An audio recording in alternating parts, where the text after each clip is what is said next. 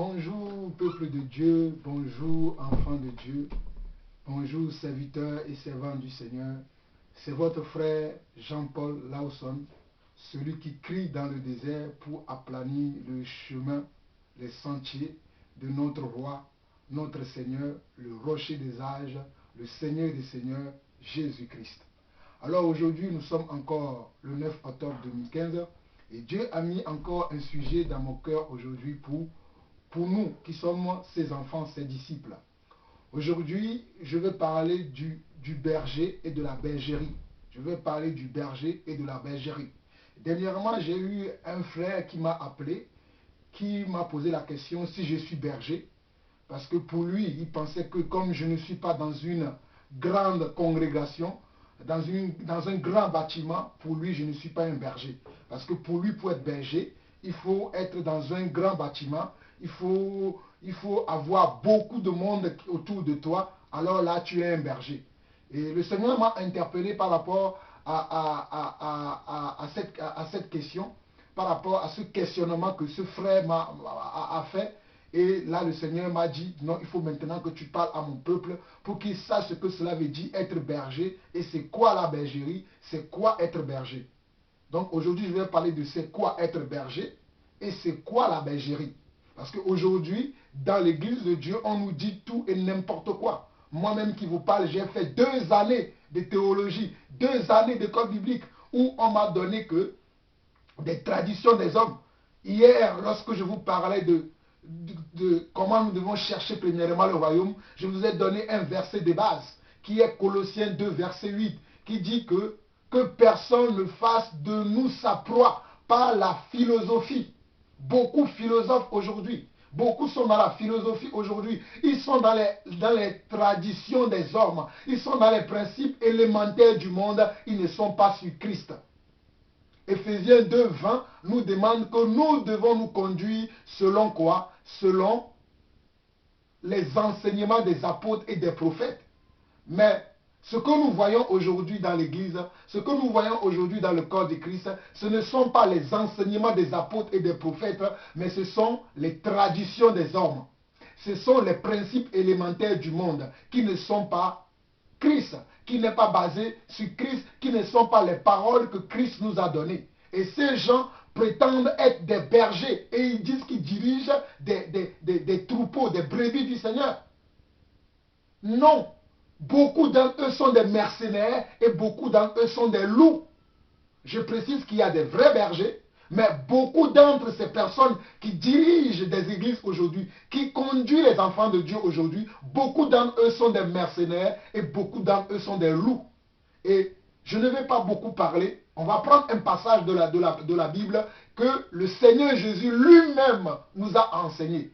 Celui qui nous a appelés, celui qui nous a choisis, celui qui est notre souverain berger, notre souverain pasteur, il nous a déjà enseigné sur ce sujet. Et moi, je vais juste vous rappeler ce que Jésus nous a enseigné.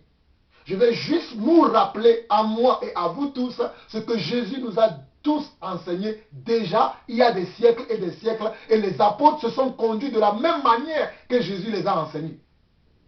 Mais aujourd'hui, ce soi-disant berger ne se conduisent plus selon ce que Jésus a dit. Vous trouverez vous-même, vous serez choqués de voir ce qui se passe aujourd'hui. Les gens ne sont plus dans la parole. Ils se sont éloignés de la parole. Ils se sont écartés de la parole.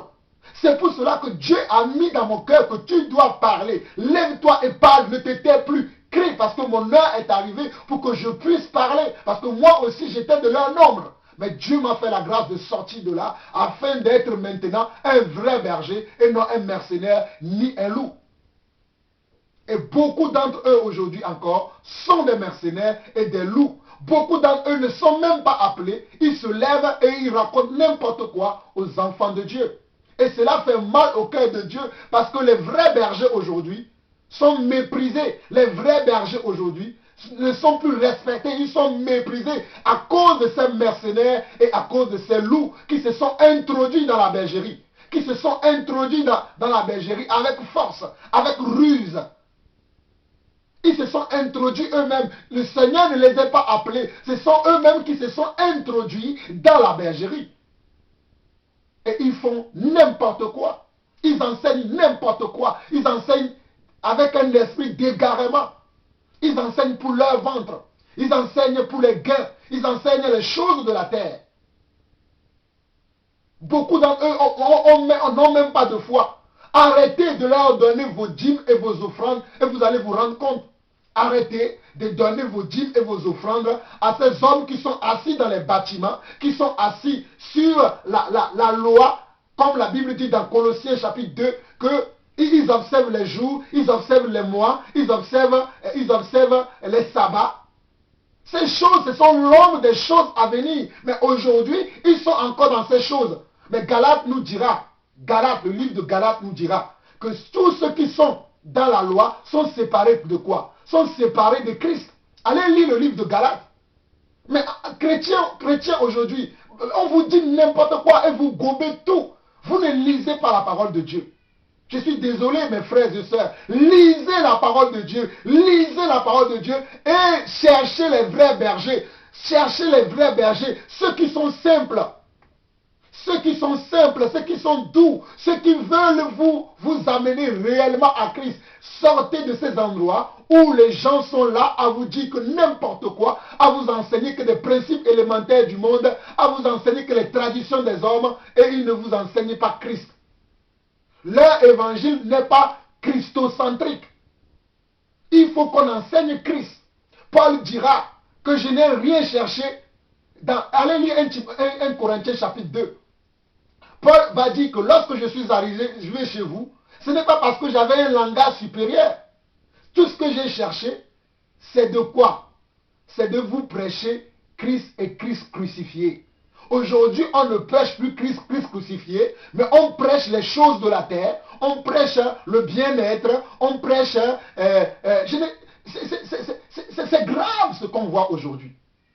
Et nous, enfants de Dieu, au lieu qu'on doit se réveiller, on ne veut pas se réveiller. Et lorsque quelqu'un est réveillé, poussé par l'esprit, il vient vous donner les enseignements qu'il faut, vous n'allez pas le croire. Parce qu'il n'est pas comme les autres. Son apparence n'est même pas comme ces gens-là.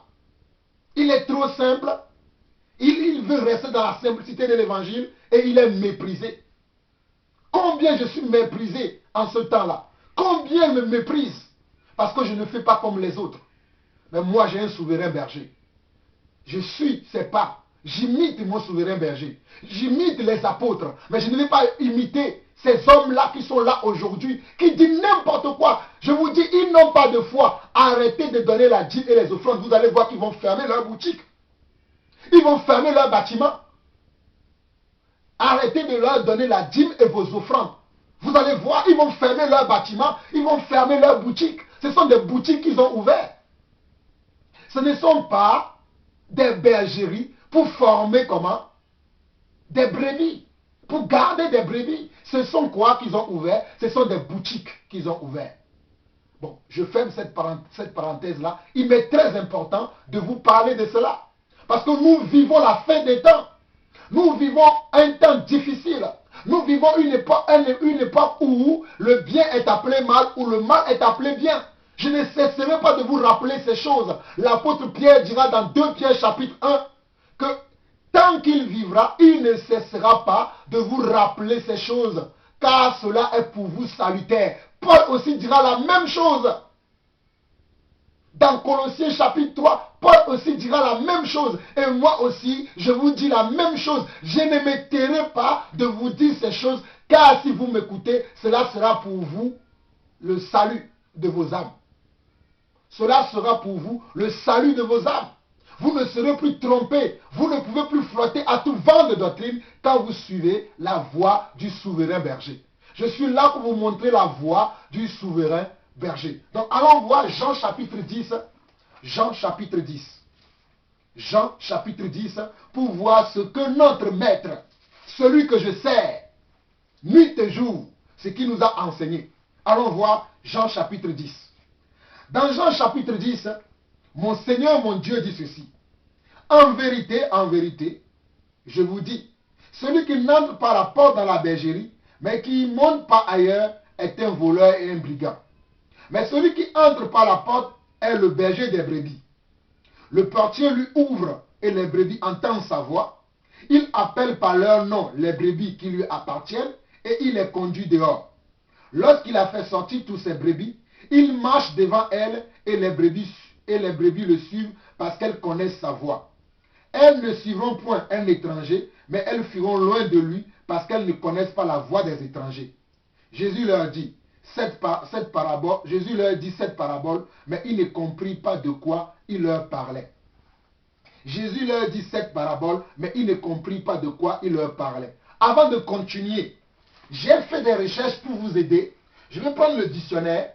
Regardez, j'ai pris un dictionnaire le plus simple, le Petit Robert de 6e, 5e et 4e, pour vous lire ce que le Petit Robert dit par rapport au mot berger. Parce que moi, quand j'étudie la parole de Dieu, j'aime prendre le dictionnaire pour comprendre les mots afin de ne pas me tromper par des raisonnements.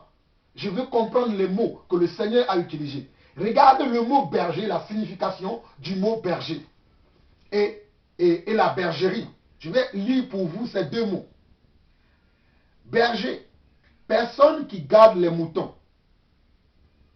Regardez, berger, personne qui garde les moutons. Maintenant, la bergerie, lieu, bâtiment où l'on abrite les moutons, parc, clos.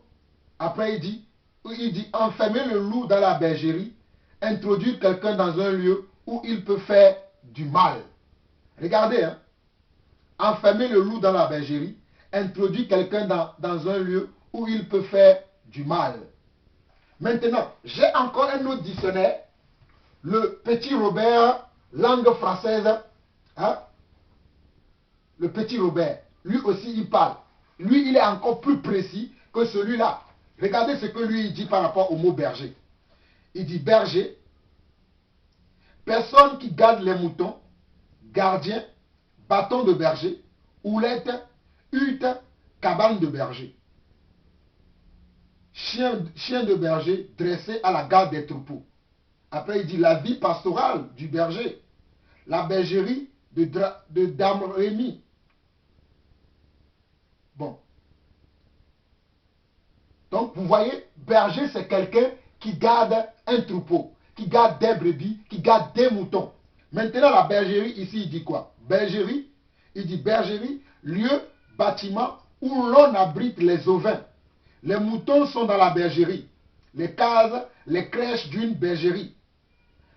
Enfermer, laisser entrer le loup dans la bergerie, laisser introduire quelqu'un dans un lieu où il peut être dangereux. Regardez, ici aussi, regardez ce que on dit dans le Petit Robert, langue française, il dit quoi? Lieu, bâtiment où l'on abrite les ovins, pour le mot bergerie, lieu, bâtiment où l'on abrite les ovins, les moutons sont dans la bergerie, les cases, les crèches d'une bergerie. Enfermer, laisser entrer le loup dans la bergerie, cela signifie introduire quelqu'un dans un lieu où il peut être dangereux. Regardez, c'est ça. Donc, vous comprenez maintenant le mot berger et le mot bergerie. Le mot berger, c'est quelqu'un qui dirige les brebis. C'est quelqu'un qui conduit les brebis, qui conduit les moutons. Mais, mes frères, nous ne sommes pas, Dieu nous voit comme ses moutons, c'est-à-dire ses enfants. Nous sommes les enfants du Seigneur. Ce n'est pas une insulte de la part du Seigneur pour nous. Nous sommes ses brebis et il est notre souverain berger. Nous sommes ses brebis. Maintenant, il nous garde où? Il nous garde comment? Dans sa bergerie. C'est quoi maintenant la bergerie? Mais la bergerie, ce ne sont pas les bâtiments, mes frères. La bergerie, ce ne sont pas les bâtiments ni les maisons. Parce que le frère qui me posait la question ce lundi ou ce mardi, me disait, mais il est où ta bergerie? Tu dis que tu es berger, il est où ta bergerie? Mais j'ai dit que non, tu ne comprends pas les écritures. Je ne voulais pas discuter avec lui parce que les gens aujourd'hui ne veulent pas comprendre les Écritures. La bergerie dans laquelle nous sommes, ce ne sont pas les bâtiments. La bergerie, c'est uniquement et simplement la parole de Dieu. C'est demeurer dans la parole de Dieu. C'est demeurer dans la globalité et dans la totalité de la parole de Dieu. La bergerie dans laquelle le Seigneur nous garde, c'est sa parole. Uniquement c'est sa parole. Ce n'est pas un endroit. Les endroits où nous allons pour prier, ce sont les endroits où nous avons des communions avec nos frères. Ce n'est pas cet endroit-là qui est la bergerie. La vraie bergerie, c'est quand nous restons dans la parole de Dieu, quand nous demeurons dans la parole de Dieu, là nous sommes dans la bergerie du Seigneur. Mais si nous sommes en dehors de la parole de Dieu, nous ne sommes pas dans la bergerie du Seigneur.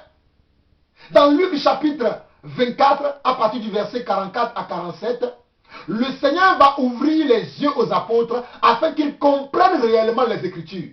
Aujourd'hui, mes frères, il y a beaucoup de gens qui lisent les Écritures et ils ne les comprennent pas. C'est pour cela qu'ils viennent à vous avec les traditions des hommes, avec les principes élémentaires du monde. Parce qu'ils ne sont pas appelés pour enseigner la parole de Dieu. Quand tu n'es pas appelé pour enseigner la parole de Dieu et tu veux enseigner les gens, tu vas enseigner de l'erreur, tu vas enseigner de l'égarement. Parce que Dieu ne t'a pas donné ce dont ce t'a... Oh mes frères, Dieu ne t'a pas donné cela. Mais nous autres à qui Dieu nous a donné pour enseigner, lorsqu'on enseigne maintenant, nous sommes traités de tous les noms. Nous sommes méprisés à cause de la vérité que nous enseignons. À cause de la vérité que nous enseignons. La bergerie, ce n'est pas un endroit, vous qui pensez que vous êtes dans la bergerie, parce que vous êtes un endroit, vous vous trompez. La bergerie, c'est la parole de Dieu. Restez et demeurez dans la parole de Dieu. Jésus n'a-t-il pas dit, vous êtes mes brebis si vous demeurez dans mes paroles? Jésus n'a-t-il pas dit, vous êtes mes amis si vous gardez mes paroles? Jésus n'avait-il pas enseigné, si vous demeurez dans mes paroles, je demeurerai avec vous? Et nous, aujourd'hui, on va nous dire que la bergerie, cette bergerie, ce sont les bâtiments, ce sont nos églises de maison. Ce n'est pas ça. Nos églises de maison, c'est bien, il faut avoir des églises de maison ou des églises bâtiments. Mais dans ces endroits-là, on doit marcher selon quoi? Selon la parole de Dieu. Que ce soit dans les églises de maison, que ce soit dans les églises bâtiments, nous devons marcher conformément selon ce qui est écrit. Si nous ne marchons pas selon ce qui est écrit, nous ne sommes pas dans la bergerie, mais nous sommes quoi? Nous sommes en dehors de la bergerie. Parce que si nous voulons demeurer dans la bergerie du Seigneur, nous devons totalement et exactement marcher dans la parole de Dieu, mes frères. Frères et sœurs, c'est simple. Si nous voulons demeurer dans la bergerie du Seigneur, nous devons demeurer dans la parole. Parce que c'est la parole qui est la bergerie. C'est la parole qui est la bergerie. Au commencement était la parole était avec Dieu et la parole était Dieu. Toutes choses passeront dans ce monde, mais la parole ne passera pas. Jésus lui-même ne disait-il pas qu'il est écrit?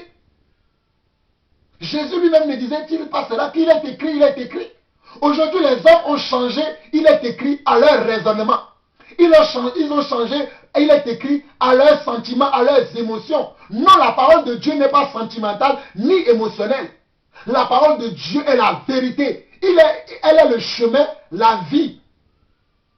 Donc la parole de Dieu ne peut pas être interprétée d'une autre façon. Je vais vous donner encore un exemple. Les Sadducéens sont allés voir Jésus. Lorsqu'ils sont partis voir Jésus, ils vont aller lui dire, Jésus, regarde, il y avait un homme qui avait une femme. Et cet homme-là meurt. Son frère qui le précède va prendre cette femme. Et lui aussi meurt. Ainsi de suite jusqu'à 7 frères. À la résurrection, lequel de ces frères, la femme-là, serait-elle la femme? Qu'est-ce que Jésus va leur répondre? Jésus va leur répondre, vous êtes dans l'erreur car vous ne comprenez pas les Écritures. Car à la résurrection, les hommes n'auront pas de femme et les femmes n'auront pas de mari. À la résurrection, nous aurons des corps différents de ces corps que nous avons sur la terre, qui a ses besoins, qui a ses désirs. Donc vous ne comprenez pas les Écritures. Et à notre époque encore aujourd'hui, il y a des gens qui ne comprennent pas les Écritures. Ils se lèvent du jour au lendemain, ils veulent être enseignants, alors qu'eux-mêmes ils ne sont pas enseignés. Non, mais il est écrit, vous serez enseignés de Dieu. Dieu t'a déjà enseigné, toi qui veux enseigner. Prends le temps de t'asseoir devant Dieu. Que Dieu t'enseigne d'abord avant d'aller enseigner les autres. Beaucoup aujourd'hui ne sont pas enseignés. Ils ne sont pas enseignés du tout. Ils se lèvent comme ça et ils veulent enseigner alors qu'ils ignorent ce que c'est que l'enseignement. Ils ignorent ce que c'est que la doctrine de Dieu. Il y a une seule doctrine que nous devons enseigner. C'est la doctrine de Jésus-Christ. C'est ce que Jésus a enseigné, c'est ce que les apôtres ont enseigné, c'est ce que nous aussi nous devons enseigner. Mais aujourd'hui, lorsque je vois ce qui se passe dans le corps du Christ, lorsque je vois les messages qui circulent sur Internet, qui circulent sur YouTube, je me dis, mais waouh, ce que les apôtres ont écrit, c'est vrai, qu'à la fin des temps, je vois tout ça. Beaucoup d'entre vous, vous devez fermer vos comptes YouTube. Vous devez fermer vos bâtiments, car Dieu ne vous a pas appelé. Vous devez fermer toutes ces choses-là et s'asseoir que Dieu vous enseigne d'abord avant d'aller enseigner les autres. Moi, j'ai fait cette expérience-là où j'ai tout fermé. Même l'église de maison chez moi, tout abandonné jusqu'à ce que Dieu me dise maintenant, va, il est temps pour toi que tu parles. C'est ça. J'ai quitté Charisma en 2009. Regardez le temps que j'ai fait pour parler aujourd'hui. Ce n'est pas parce que, bon, voilà, tu es appelé que tu dois parler. Il y a un temps pour tout, mes frères. Il y a un temps pour tout. Il y a un temps pour tout. Aujourd'hui, les gens se lèvent de gauche à droite, ils racontent n'importe quoi. Sans scrupule. Sans aucun enseignement. C'est grave l'heure que nous vivons. C'est très grave. Et ils vont vous raconter n'importe quoi. Et lorsque vous allez écouter la vérité, ils vont vous dire que c'est nous qui sommes dans l'erreur. C'est nous qui sommes égarés. Mais je vous dis, on ne se moque pas de Dieu. Dieu va corriger toutes ces personnes. Dieu va punir toutes ces personnes qui enseignent n'importe quoi et qui méprisent l'autorité de Dieu.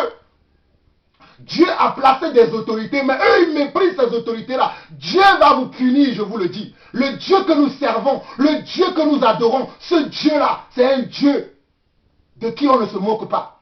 Il a prévu tout. Il a un temps pour tout. Continuez à vous moquer de Dieu. Allez lire Apocalypse chapitre 22.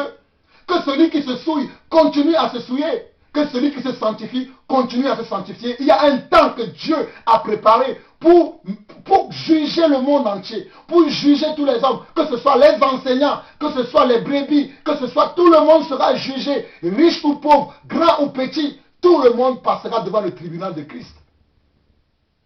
Mais faites attention que ce jour-là, lorsque tu passeras devant le tribunal de Christ, que le Seigneur puisse dire de toi, je n'ai rien à te reprocher. Mais si le Seigneur te reproche des choses, c'est le temps de feu qui t'attend. Là où il y a des grincements, des dents et des pleurs, c'est là où tu iras. Si tu n'écoutes pas ce qu'on vous dit, si vous n'écoutez pas, on vous alerte tout le temps. Nous sommes là tout le temps, tous les jours, pour vous alerter, pour vous alerter, pour vous alerter. Conduit par le Seigneur, vous alerter. Arrêtez, arrêtez. Vous ne voulez pas écouter. Le temps va arriver où Dieu va vous montrer que vous n'écoutez pas. Le temps va arriver. Il est temps maintenant que nous marchions selon la parole de Dieu. Regardez, je vais vous lire. Je vais vous lire Jean chapitre 3. Quelqu'un me dira de quoi il parle ce monsieur. Je vais vous lire Jean chapitre 3. Dans Jean chapitre 3, on nous dit ceci. Mais il y eut un homme d'entre les pharisiens, nommé Nicodème, un chef des Juifs, qui vint lui auprès de Jésus de nuit et lui dit, regardez le verset 1, mais il y eut un homme d'entre les pharisiens, le pharisianisme, beaucoup sont des pharisiens encore aujourd'hui, ils ne connaissent ni A de B, ni B de C, mais ils se considèrent comme des docteurs de la loi. Vous n'êtes pas docteur, arrêtez d'enseigner, vous n'êtes pas des docteurs, Dieu ne vous a pas appelé à cela. Laissez ceux qui sont véritablement appelés d'enseigner les enfants de Dieu. Vous qui n'êtes pas appelés, arrêtez. Arrêtez s'il vous plaît. Vous courez un grand risque. Vous courez un grand risque, car ceux qui enseignent seront jugés doublement. Je vous le dis, vous qui enseignez et qui enseignez n'importe quoi, vous courez un grand risque. Ne dites pas qu'on ne vous a pas alerté. C'est pour cela que Jésus disait, oh merci mon Seigneur, c'est pour cela que Jésus disait que au jour du jugement, Sodome et Gomorrhe sera moins jugés sévèrement que cette génération-là. Parce que Sodome et Gomorrhe n'ont pas eu l'occasion de voir quelqu'un qui se lève tous les jours pour crier ces choses. Pour crier ces choses, pour avertir. Sodome et Gomorrhe n'avaient pas eu cela. Mais vous écoutez tous les jours. Mais vous ne voulez pas entendre. Sodome et Gomorrhe sera jugé plus rigoureusement. Sera jugé moins rigoureusement que vous. Parce que Sodome et Gomorrhe n'ont pas eu l'opportunité, le privilège de pouvoir entendre quelqu'un qui vient pour les réveiller, quelqu'un qui vient pour leur dire la vérité. Comme aujourd'hui, beaucoup vous disent la vérité aujourd'hui et vous ne voulez pas les accepter. vous ne voulez pas croire à la vérité. Vous vous obstinez dans la voie de l'égarement. Vous vous obstinez dans la voie de la perdition. Je vous dis que beaucoup d'entre vous, vous n'aurez pas d'excuses devant le Seigneur. Car le Seigneur vous dira, je vous ai envoyé mes serviteurs les prophètes. Je vous ai envoyé mes serviteurs pour qu'ils vous alertent. Mais vous n'avez pas écouté. Prenez garde à ce que vous faites. Prenez garde à ce que vous faites. Prenez garde au nom de Jésus à ce que vous faites. Alors, dans Jean 3, verset 2, il dit, bon, on peut lire à partir du premier verset encore, mais il y eut un homme d'entre les pharisiens nommé Nicodème, un chef des Juifs, qui vint lui auprès de Jésus de nuit et lui dit, Rabbi, nous savons que tu es un docteur venu de Dieu, car personne ne peut faire ces miracles que tu fais si Dieu n'est avec lui.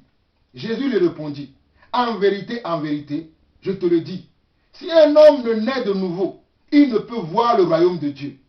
Nicodème lui dit, comment un homme peut-il naître quand il est vieux? Peut-il entrer dans le sein de sa mère et naître? Jésus répondit, en vérité, je te le dis, si un homme ne naît d'eau et d'esprit, il ne peut entrer dans le royaume de Dieu. Si un homme ne naît d'eau et d'esprit, il ne peut entrer dans le royaume de Dieu. Mes frères, si un homme ne naît d'eau et d'esprit, il ne peut rentrer dans le royaume de Dieu.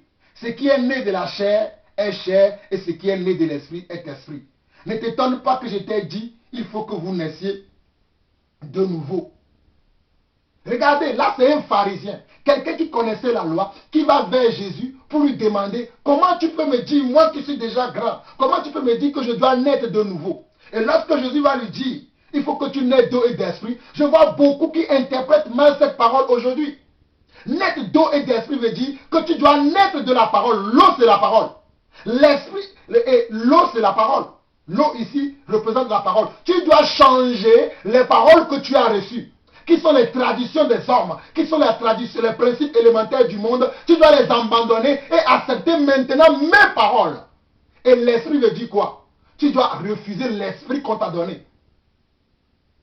Les principes élémentaires du monde, les traditions des hommes qu'on t'a donné. Tu dois refuser toutes ces choses et accepter mon esprit.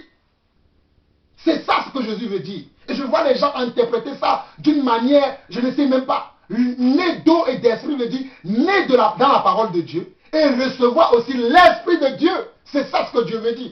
Recevoir aussi l'esprit de Dieu. Tu abandonnes ton esprit, l'esprit de tes ancêtres, l'esprit de nos prédécesseurs qui se sont égarés loin de la foi. Tu dois abandonner toutes ces choses parce qu'il était un pharisien, il était assis dans la loi. Il était assis dans le pharisianisme, dans le judaïsme. Mais Jésus n'a pas ramené le judaïsme, il a ramené la parole de vie. Car il a dit, je suis le chemin, la vérité et la vie. Nul ne peut aller au Père sans passer par moi. Donc abandonne toutes ces choses, Nicodème. Abandonne tout le judaïsme et accepte ma parole et mes pensées. C'est ce que Jésus était en train de lui dire. Et Jésus va lui dire plus loin que, toi qui es docteur de la loi, ne connais-tu pas ces choses? Et beaucoup aujourd'hui sont encore dans la peau de Nicodème.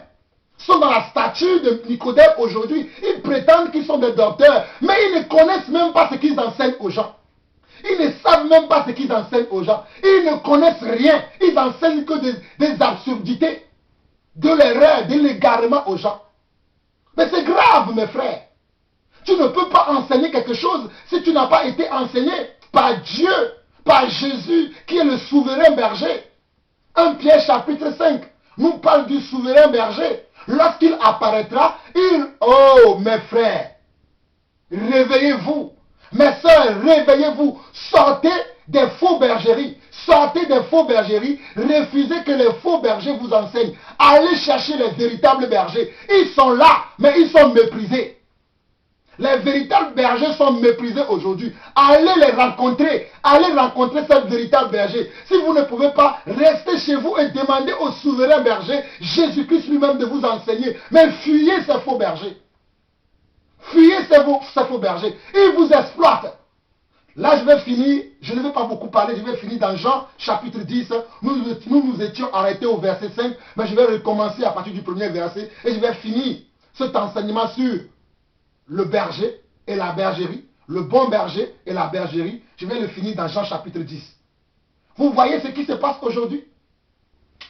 Jean chapitre 10. En vérité, je vous le dis, celui qui n'entre pas par la porte dans la bergerie, mais qui ne monte pas ailleurs, est un voleur et un brigand. Mais celui qui entre par la porte est le berger des brebis. Le portier lui ouvre et les brebis entendent sa voix.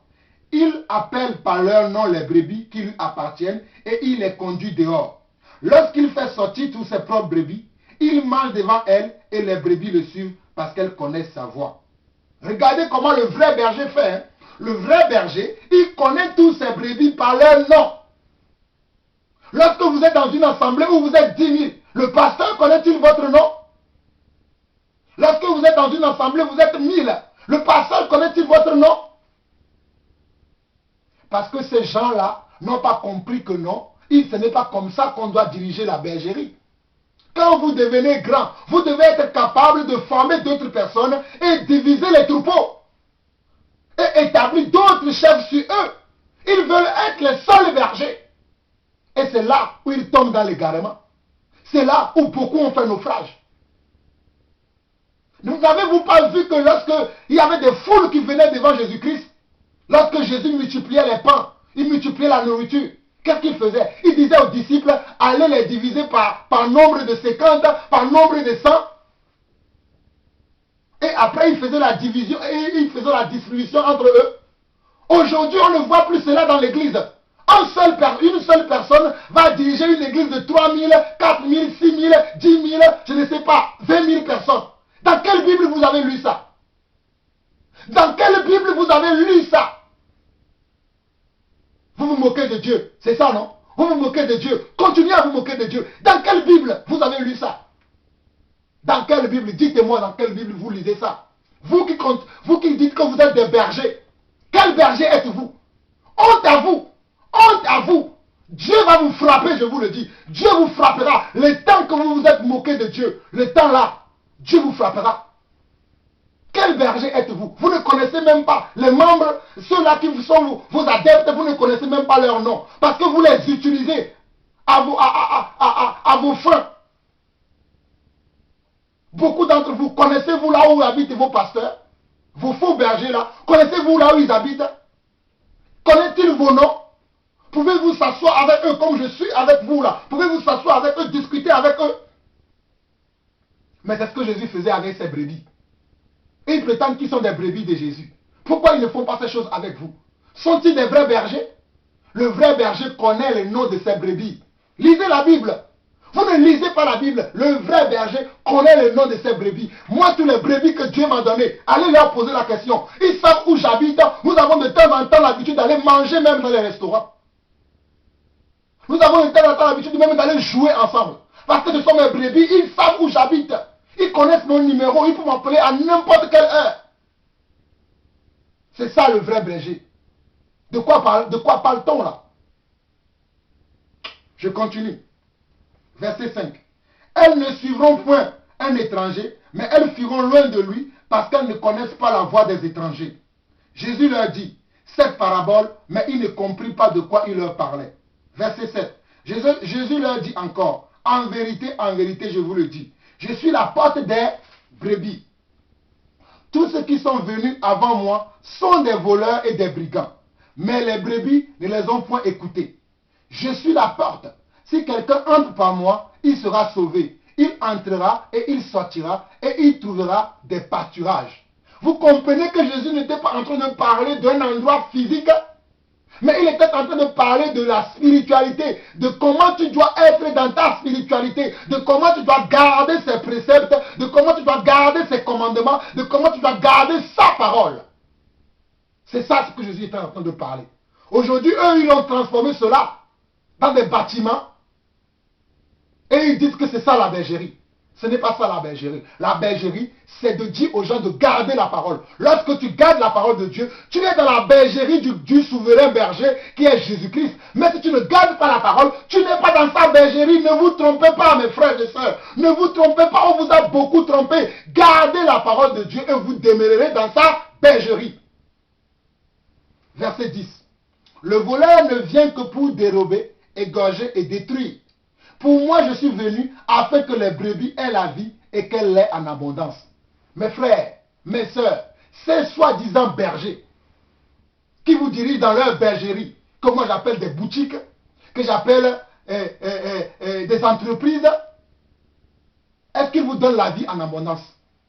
Première question. Est-ce qu'ils vous donnent la vie en abondance comme Jésus l'a dit ici là? Vous donnent-ils la vie en abondance? Ou bien ils viennent voler, même le peu de vie que vous avez, eux ils viennent le voler. Et vous les appelez vos bergers. Moi je ne peux pas appeler quelqu'un comme ça comme berger. J'appelais à l'époque Nuno Pedro de l'église Charisma, je l'appelais à l'époque comme mon berger. Mais le Seigneur m'a fait comprendre qu'il n'est pas un berger, que c'est un loup. Allez suivre un témoignage que nous avons fait sur l'église Charisma à l'époque. C'est pour ça que j'ai quitté là-bas. Parce que ce n'était pas un vrai berger, c'était un loup. Et il continue à être un loup jusqu'aujourd'hui. Je n'ai pas peur, c'est la vérité. Jésus nous a dit dans Matthieu chapitre 10, ce que je vous dis dans les rois, criez-le sur les toits. Nous crions sur les toits tous les jours pour vous sauver de cette génération perverse. Mais vous n'écoutez pas. Parce que nous sommes méprisés. Puisque nous ne sommes pas comme eux. Nous ne voulons pas faire comme eux. Nous sommes méprisés. Mais Dieu a réservé un jour pour corriger toutes ces personnes-là. Dieu a réservé un jour. Et c'est ça qui me rend la joie. Lorsque je parle de Dieu, Dieu me dit ne t'inquiète pas. Parce que ce ne suis pas le seul. Il y a un temps où Dieu va justifier tous ces prophètes qui ont été tués injustement. Allez lire Matthieu 23. Vous avez tué les prophètes qui ont parlé à vos pères. Jusqu'à Zacharie. C'est ce que Jésus va dire. Mais Dieu va venger tous ces prophètes. Y compris nous aussi. Qu'on insulte aujourd'hui. Qu'on traite de faux. Qu'on traite de tous les noms. Y compris nous aussi. Si nous demeurons fermes. Si nous restons fermes dans la parole de Dieu, si nous continuons à enseigner que la parole de Dieu, Dieu nous défendra aussi, comme il nous défend déjà aujourd'hui. Il continuera à nous défendre. Si je dois mourir, je préfère mourir pour l'évangile. L'évangile vrai, l'évangile pur. Et je ne serai pas le seul. Jacques n'a-t-il pas été tué? Philippe n'a-t-il pas été lapidé? Les apôtres, nos prédécesseurs, n'ont-ils pas été tous tués? Et nous avons peur aujourd'hui. Non. L'évangile, je n'ai plus peur. Je m'attends à tout, tous les jours. Car je sais que celui qui m'a appelé, il veille sur moi. Mais si je dois mourir, je mourrai pour l'évangile. Je ne mourrai pas une mort stupide, mais je mourrai pour la bonne cause. La cause de la défense de l'évangile. Verset 11. Il dit quoi? Je suis le bon berger. Le bon berger donne sa vie pour ses brebis. Le bon berger donne sa vie pour ses brebis, mes frères. Le bon berger donne sa vie pour ses brebis. Mais le mercenaire qui n'est pas le berger et qui n'appartient pas les brebis, et à qui n'appartiennent pas les brebis, voit venir le loup, abandonne les brebis et prend la fuite. Et le loup les ravit et les disperse. Et le loup les ravit et les disperse. Regardez, je vais relire le verset 11 et le verset 12 de Jean chapitre 10. Il dit, je suis le bon berger. Le bon berger donne sa vie pour ses brebis. Mais le mercenaire qui n'est pas le berger et à qui n'appartiennent pas les brebis, voit venir le loup, abandonne les brebis et prend la fuite. Et le loup les ravit et les disperse. Mes frères, beaucoup c'est ce qu'ils font aujourd'hui. Je vous assure, je suis né en Afrique, au Togo. Et j'ai beaucoup vécu avec ma grand-mère. Et ma grand-mère élevait des troupeaux, des moutons, des chèvres. Et c'est moi qui les amenais manger dehors. Je ne suis pas en train de dire, je sais que des fois les gens ne comprennent pas certaines choses que je dis. J'ai vécu cela. Et lorsque j'amenais les troupeaux manger dehors, des fois quand il y a des voitures qui veulent qui passent, je les préserve pour qu'ils n'aillent pas sur la route. Pour qu'ils soient renversés ni par les voitures, ni par les motos. Et lorsque je vois même quelqu'un s'approcher des troupeaux que je ne connais pas, je reste à côté des troupeaux pour que cette personne-là ne vienne pas voler, ne serait-ce qu'un mouton ou une chèvre de ma grand-mère. Je ferme cette petite parenthèse. Maintenant, je vous dis, celui qui est le vrai berger, je connais David. David était un vrai berger. Il gardait les troupeaux. Et lorsqu'il y avait un lion qui voulait attaquer les brebis, il a fait quoi? Il a tué les lions. Lorsque l'ours venait attaquer les brebis, qu'est-ce que David avait fait? David a tué l'ours. Lisez la parole de Dieu, mes enfants de Dieu. Aujourd'hui, vous êtes là dans l'église, dans dans ces centres de concentration, comme disent certains, dans des boutiques, dans les entreprises. Et lorsque les loups arrivent, ils ne vous protègent pas. On vient vous dépouiller avec les offrandes, je ne sais pas, les offrandes qui n'ont ni queue ni tête.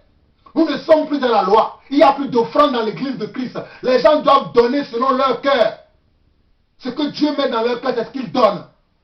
Et on donne pour un besoin. On ne donne pas comme ça. On donne pour un besoin particulier. Ou bien on donne pour celui qui nous enseigne parce qu'on veut le bénir.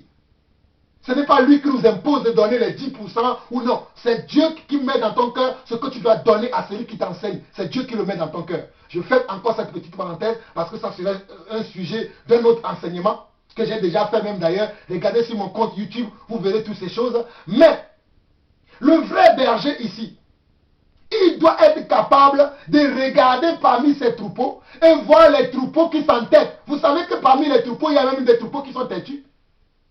Que le berger corrige tout le temps afin qu'il ne soit pas têtu. Et vous savez que le vrai berger regarde aussi dans la bergerie pour regarder les troupeaux qui sont malades. Il les met en quarantaine afin que ces brebis qui sont malades là ne puissent pas faire quoi? Transmettre la même maladie aux autres brebis qui sont bien portants.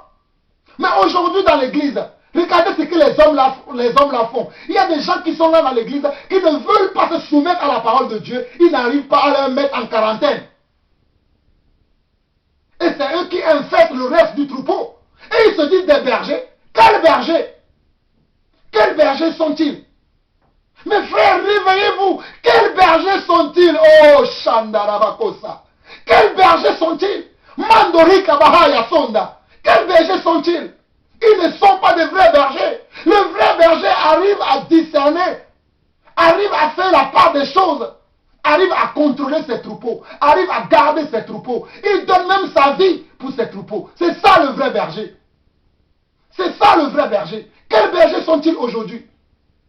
Quels bergers sont-ils aujourd'hui? Lisez votre Bible, mes frères et sœurs. Lisez votre Bible et sortez de ces choses. Le temps est arrivé que vous marchez dans la vérité et rien que la vérité.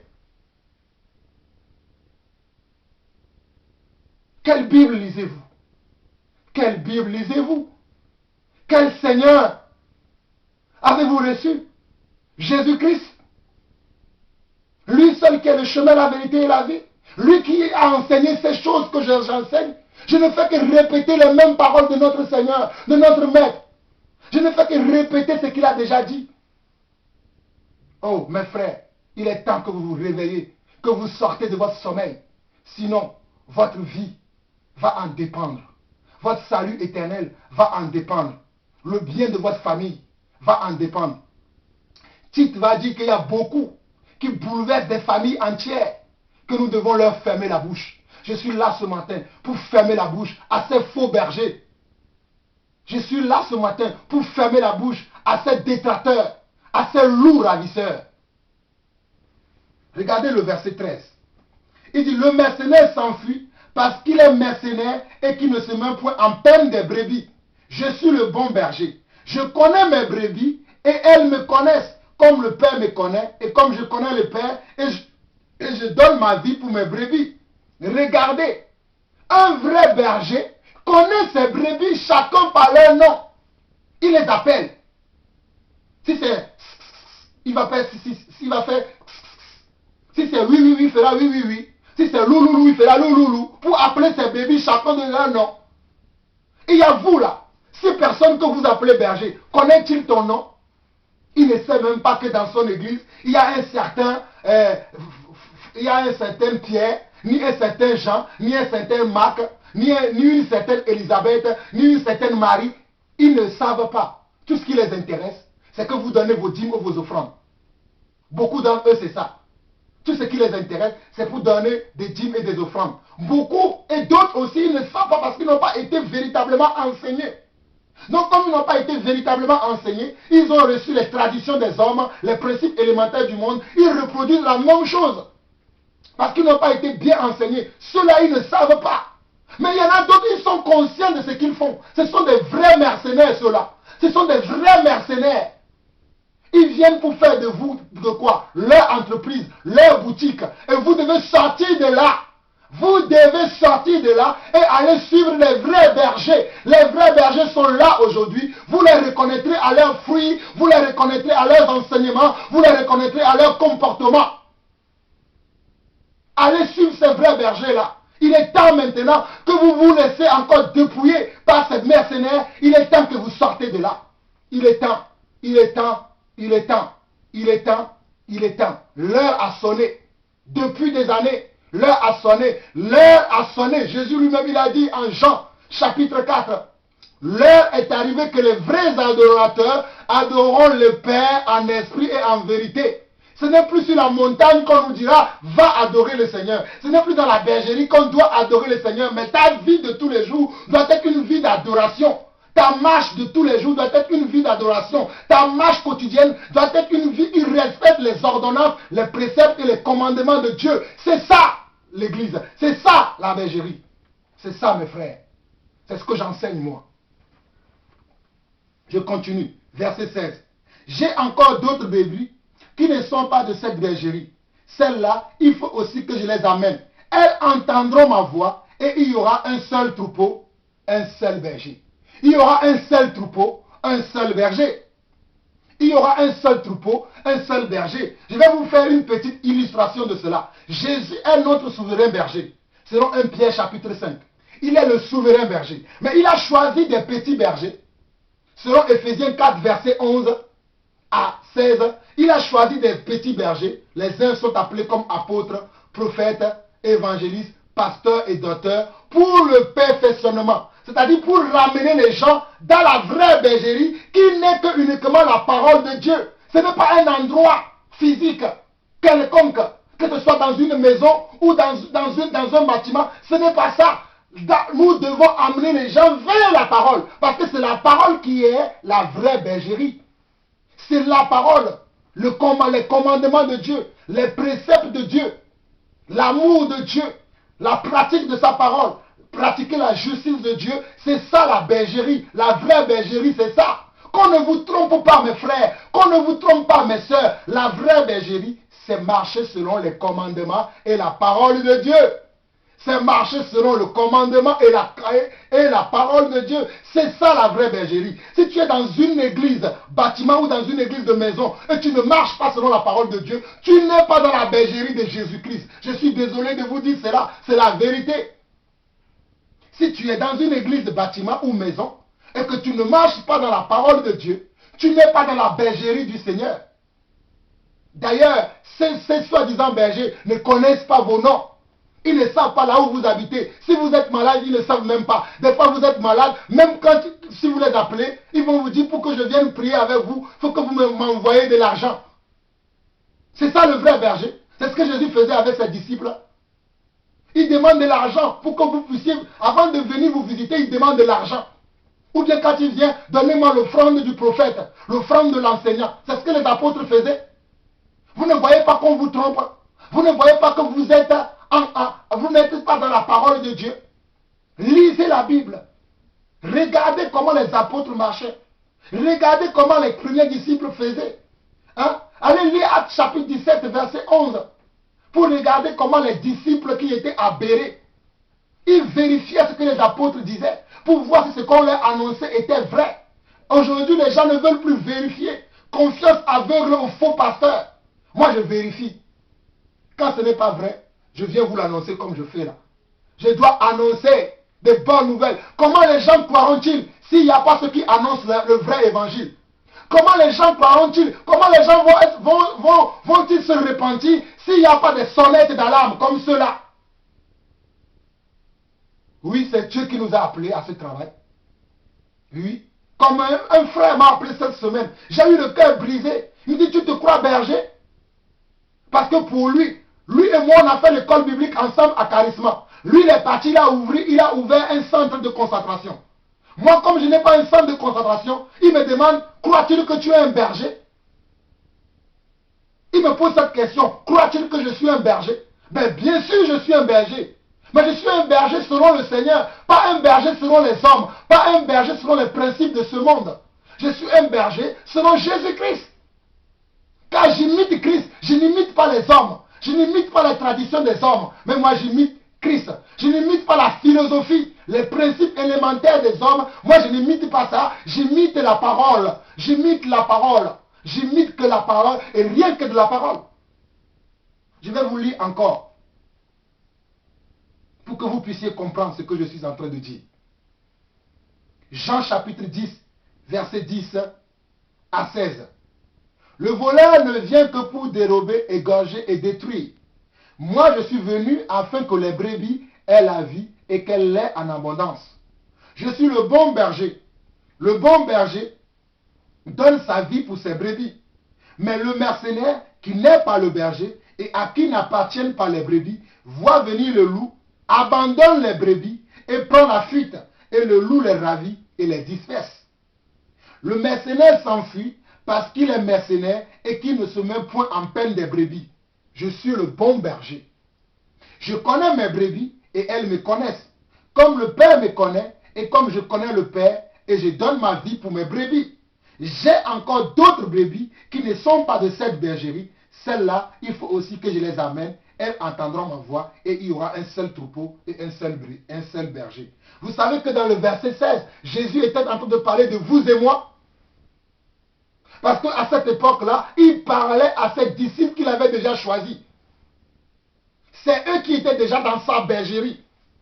C'est eux qu'il va envoyer plus tard pour qu'ils fassent de nous aussi comment? Des brebis pour lui qui est le bon berger. Savez-vous que dans ce verset 16 de Jean 10, Dieu, Jésus-Christ, était en train de parler de vous et moi? Ces hommes qui vous enseignent, vous ont-ils enseigné cela? C'est très important, mes frères. Connaît-il vos noms? Connaît-il vos adresses? Je l'ai expliqué tout à l'heure. Un vrai berger doit être capable de regarder dans ses brebis pour voir qui sont les boucs. Parce que le bouc n'écoute pas, le bouc est têtu. Le bouc est un animal très têtu. Et parmi dans la bergerie, nous avons comment? Les brebis et les boucs. Parce que vous savez que le Seigneur va séparer des brebis d'avec les boucs. Le Seigneur séparera les brebis d'avec les boucs. Donc les boucs qui sont au milieu de la bergerie, qui viennent dans la bergerie, qui viennent dans le troupeau, toi en tant que bon berger, tu dois être capable de discerner que cette personne c'est un bouc. Et tu vas lui dire, tu dois être brebis. S'il ne veut pas, tu le fais sortir de comment? De ta bergerie, afin qu'il ne vienne pas infecter tes brebis. Vous comprenez ces choses? C'est des choses simples, mes frères. Mais ces hommes-là ne vous enseignent pas ces choses. Ils vont venir avec des trucs qui n'ont pas de sens. Non. Le vrai berger connaît ses brebis. Chacun par leur nom. Un brebis qui tombe malade, il le soigne. Afin qu'il n'infecte pas le reste du troupeau. Un brebis qui ne se sent pas bien, il regarde pourquoi il ne se sent pas bien. Il le conseille. C'est ça le travail que nous avons en tant que des bergers, mais des vrais bergers, parce que Jésus est le souverain berger, et nous sommes les petits bergers qui sont au-dessus de lui et qui marchent comme lui-même, parce qu'il nous a montré le modèle. Et nous devons suivre le modèle de Jésus-Christ, pas le modèle des soi-disant qui sont en train de suivre Jésus, mais qui ne sont pas réellement en train de le suivre. Mais moi j'ai choisi, moi et ma famille, nous servirons l'Éternel. C'est un choix, mes frères. Et c'est à vous de faire le choix. Quelqu'un d'autre ne viendra pas faire le choix à votre place. Car tout le monde aura à défendre sa cause devant le Seigneur. Moi, si je fais bien, c'est le Seigneur qui me justifiera. Si je fais mal, le Seigneur me justifiera aussi. Ainsi de suite pour chacun de nous, pour chacun d'entre nous. Mais ne vous y trompez pas. Les mauvaises compagnies corrompent les bonnes mœurs.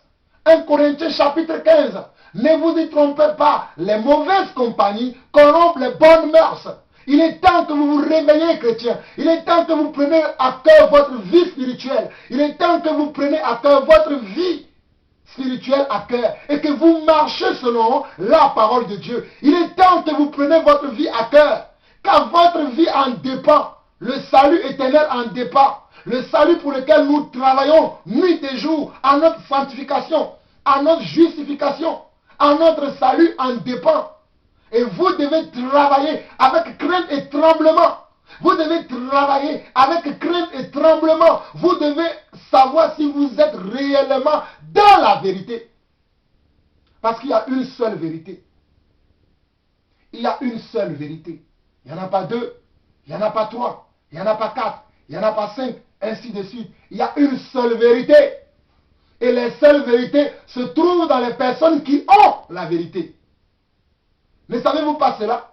Il y a une seule vérité qui se trouve dans la bouche des personnes qui ont reçu la vérité, qui ont été dans la vérité et qui marchent dans la vérité. 1 Jean chapitre 2 et 2 Jean chapitre 2 plutôt. L'apôtre Jean va dire à son fidèle collègue Kyria que j'ai de la joie d'entendre que vous demeurez dans la vérité, vous marchez dans la vérité. Et il m'a dit, je n'ai plus de grande joie d'apprendre que vous demeurez dans la vérité. Il n'y a plus de vérité aujourd'hui. La vérité a été changée. La parole n'est plus prêchée. On a changé la parole avec les traditions des hommes, les rites, les coutumes. Dieu n'est pas togolais. Dieu n'est pas béninois. Dieu n'est pas camerounais. Dieu n'est pas antillais. Dieu n'est pas américain. Dieu n'est pas français ni italien. Dieu est Dieu. Il est au-dessus de toute culture, de toute tradition. Dieu est dans sa parole. Je vous dis la vérité, Dieu est dans sa parole. Dieu n'est pas togolais, je répète encore. Dieu n'est pas antillais, Dieu n'est pas américain. Dieu est Dieu, il se trouve dans sa parole. Et il veut que nous respections sa parole, que nous marchions selon sa parole. Il ne veut pas que nous marchions dans les traditions de nos pères. Vous qui demeurez encore dans la loi, vous êtes déchus de la grâce si vous ne pratiquez pas toute la loi entière. Allez lire Galates. On vous trompe. Ces hommes-là vous trompent. Ils vous surchargent avec des choses. Allez lire Galates. L'apôtre Paul en a parlé. Et j'en parle aussi aujourd'hui. Pour que vous sachiez que ce n'est pas par la loi. Ce n'est pas par un judaïsant. Non. Moi qui vous parle, vous ne savez pas. J'ai été juif pendant 2 ans et demi. J'ai cherché Dieu longtemps, mes frères. J'ai cherché Dieu longtemps. J'ai été juif. Je sais de quoi je parle. J'ai été juif pendant 2 ans et demi. Allez demander aux membres de ma famille où j'ai arrêté de manger le porc, les crevettes, les animaux impurs. Je vais arrêter de tout manger. C'est pour ça que maintenant mes familles me voient aujourd'hui à manger les crevettes, le porc. Ils s'étonnent. Ils disent, mais qu'est-ce que j'ai dit? Oui, vous pouvez vous étonner. À l'époque, j'étais encore religieux. J'étais encore dans le judaïsme. Et l'apôtre Paul va dire la même chose. Il va dire que toutes ces choses qui étaient pour moi comme un gain, je les vois aujourd'hui comme de la boue à cause de l'excellence de Yeshua. À cause de l'excellence de Yeshua. Oh, à cause de l'excellence de Yeshua. Il faut que l'excellence de Yeshua soit dans votre vie. Sinon, vous ne pouvez rien faire, mes frères. Cherchez l'excellence de Yeshua. Cherchez l'excellence de Yeshua. Yeshua est l'excellence. Yeshua est la vérité. Il est l'excellence. Si Yeshua est dans votre vie, si vous avez reçu l'esprit de l'excellence, oh mes frères, vous allez comprendre l'écriture, car l'écriture est la vérité. Yeshua, Hamashiach. Yeshua, Hamashiach. Oh Yeshua, Hamashiach. Je te loue, je te glorifie. Oh merci Seigneur. Merci Yeshua pour ce que tu es pour nous, pour ce que tu fais, pour ce que tu feras encore, Yeshua. Yeshua Hamashiach est la vérité.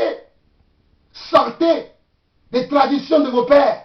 Sortez des traditions de nos prédécesseurs qui ont fait naufrage dans la foi, qui ne nous ont pas transmis fidèlement la parole de Dieu. Je vous le dis, ils ne nous ont pas transmis fidèlement la parole de Dieu. Ils nous ont transmis des préceptes d'hommes.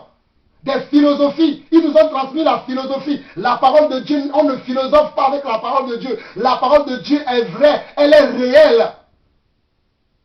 Allez lire Hébreux 11, verset 6. Or, il faut que celui qui s'approche de Dieu croit que Dieu existe réellement et qu'il est le rémunérateur de ceux qui le cherchent. Dieu nous a transmis la foi. Y a-t-il encore la foi sur cette terre? La foi en quoi? La foi en sa parole. La foi en ses ordonnances, la foi en ses promesses. C'est ça ce que Dieu nous a transmis. Mais aujourd'hui, nous ne voyons plus ces choses. Mes frères, que le Seigneur Dieu Tout-Puissant, que nous servons, que je sers, puisse vous bénir, puisse vous faire comprendre ces choses. Que le Seigneur Dieu puisse ouvrir les yeux de votre entendement, pour qu'il puisse ouvrir vos oreilles spirituelles, afin que vous compreniez exactement les Écritures. Il n'y a que Dieu qui peut le faire. Dieu, il n'y a que Dieu seul qui peut le faire. Aucun homme ne pourra le faire. Demandez à Dieu, je veux te connaître. Je veux connaître la vérité. Je veux marcher selon ta vérité. Et prier avec un cœur pur, un cœur sincère. Vous allez voir que Dieu va vous faire comprendre les Écritures. Vous n'allez plus vous tromper sur les Écritures. Dieu va vous expliquer exactement la parole de Dieu. Et vous allez le pratiquer exactement aussi. Soyez sincères avec Dieu. Et Dieu vous donnera la bonne nourriture. Soyez sincères avec Dieu. Soyez sincères avec Dieu. Fuyez les faux bergers. Sortez de chez les loups et de chez les mercenaires. Et venez vers le souverain berger. Venez vers le vrai berger, le bon berger. Somme 23. L'Éternel est mon berger. Je ne manquerai de rien. Oh mes frères, ne savez-vous pas ces choses? Cherchez le vrai berger. Le vrai berger, c'est Jésus-Christ et il se trouve uniquement dans sa parole. Il est le berger et il nous garde dans sa parole. Il est le berger lui-même et c'est sa parole qui est la bergerie. Et il a choisi des petits bergers. Selon Ephésiens 4, versets 11 à 16, il leur a donné les dons, il leur a donné la grâce de pouvoir vous amener à la vérité. Ce ne sont pas des faux. Ce ne sont pas des loups qu'il a appelés. Ce ne sont pas des boucs non plus qu'il a appelés, mais il a appelé des hommes sincères. Des hommes qui aiment la vérité. Des hommes qui aiment pratiquer la vérité. Ce sont ces hommes-là qu'il a appelés. Et vous devez suivre ces hommes. Vous devez écouter ces hommes-là. C'est ces hommes-là que vous devez écouter. Arrêtez de suivre les faux enseignements de gauche à droite qui pullulent un peu partout sur Internet. Arrêtez de suivre ces hommes-là. Ils ne sont pas appelés de la part de Dieu. Et suivez les véritables enfants de Dieu qui pratiquent la vérité, qui enseignent la vérité, qui sont dans la vérité. C'est ceux-là que vous devez suivre. Mes frères, que le Seigneur, notre Dieu, celui qui nous a fait la grâce encore aujourd'hui, puisse vous bénir, qu'il puisse vous enseigner, qu'il puisse vous corriger, qu'il puisse vous encourager, qu'il puisse vous consoler, qu'il puisse vous donner l'amour de la vérité, afin que vous soyez sauvés, avant que la trompette ne sonne, que vous soyez sauvés. Mon rôle est de faire que, avant que la trompette ne sonne, que chacun d'entre nous soit dans la vraie bergerie, que chacun d'entre nous suive le bon berger. C'est ça mon rôle. Et c'est ce que j'essaye tous les jours de jouer. Ce rôle que Dieu m'a donné. Ce n'est pas moi-même qui a choisi, mais c'est lui qui m'a donné ce rôle. De pouvoir jouer ce rôle à bon escient. C'est pour ça que je ne suis pas négligent. Il y a beaucoup qui sont négligents dans l'œuvre de Dieu aujourd'hui. Ils font l'œuvre de Dieu avec négligence. La négligence est un péché si vous ne savez pas. Celui qui néglige l'œuvre de Dieu commet un grave péché pour lequel il sera coupable devant le Seigneur. Que le Seigneur Dieu lui-même vous bénisse, qu'il vous accorde la grâce de pouvoir comprendre ces choses et de pouvoir les pratiquer. Je vous salue dans le nom de Jésus-Christ. Que la paix de notre Seigneur Jésus-Christ soit avec chacun d'entre vous, au nom puissant, merveilleux et glorieux de notre Seigneur. Shalom, shalom, shalom.